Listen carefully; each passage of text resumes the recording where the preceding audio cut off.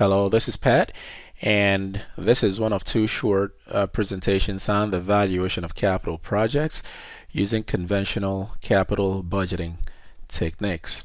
And in this first video, I'm going to show the use of financial calculator, specifically the BA2 Plus right there, in the computation of the payback period, discounted payback period, net present value, IRR, and MIRR. So let's do that real quickly. I'm going to pull up my BA2 Plus, and let me go ahead and clear the screen by hitting this key right here.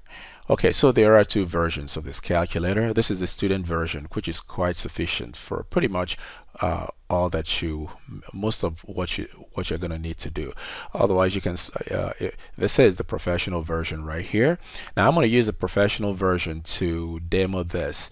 The professional version will set you back a few more dollars if you want to. I do not necessarily recommend that because you can also accomplish the task using Excel spreadsheets, which I'm going to show in a different video. But for now, we're going to stick with this guy right here. First, I'm going to set the decimal places to at least 4 or 5, something like that. It says format key, so second function because it's on the floor of the calculator. So I'm going to hit second and hit this key, switch this to 5 and enter, and that's it. So I'm going to quit by hitting second and quit. All right, so now to calculate the net present value and all these guys right here, I'm going to use the cash flow register because I have different cash flows here for project A and for project B. For this show and tell, I'm going to just use the cash flows for project A. So first I'm going to hit CF, and after I hit CF, I'm going to hit second and clear work. The reason is I need to clear out whatever previous capital budgeting exercise I did. So now I'm ready to rock and roll. The first cash flow here is $5,000. So type in 5,000 for CF sub 0, cash flow at time 0. Don't forget to hit plus or minus so that the minus thing sign registers. So then hit enter. You got to enter any cash flow you input. So scroll down to C1. C1 is 3,800, so type in 3,800 right there and hit enter, and then scroll down to C2, bypassing the frequencies, the F's.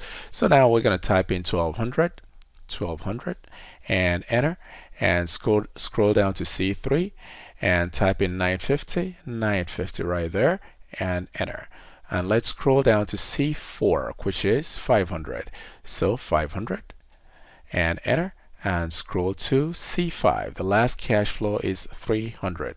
There you go, 300, enter, and scroll down. So if you keep scrolling down without making any further entries, the system is going to kick you right back to the initial cash flow, and you can actually just scroll through to confirm that all your entries are correct. And if anyone is incorrect, overtype it with the correct cash flow amount. And at any point you can stop and just go ahead and hit NPV. All right, so NPV, it prompts you for your discount rate I, which in our case is 12%. So go ahead and type 12 and enter. All right, you got to enter every input, then scroll down. It prompts you to compute the NPV. All right, so just simply hit the CPT key, which is the compute key, and that's your net present value, 513.67 approximately, and that's what you see right here. Now then, if you scroll this further down, this arrow, now this is what I've done so far you can do with the student version. So now we get into the specific functions within this professional version.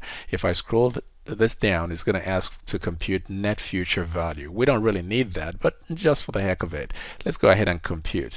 The net future value of 905.26 is telling us what the future value of these cash flows would be at time period 5. But like I said, we don't really need that. So scroll down. If you scroll down, this is payback. So let's go ahead and compute. All right, and it's 2 years, and you can see quite so easily that in exactly 2 years we would have earned $5,000, which is the cost of the investment. Payback is the number of periods it takes to recover the cost of an investment.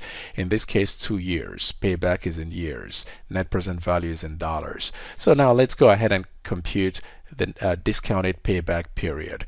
So for that, we go ahead and hit the arrow key down again, and then we're going to hit compute. There you go. So the the discounted payback period here of 2.96 years, almost 3 years, is telling us that when the cash flows have been discounted to the present, in other words, when we apply time value of money, that it's going to take us approximately 3 years to recover the cost of the investments.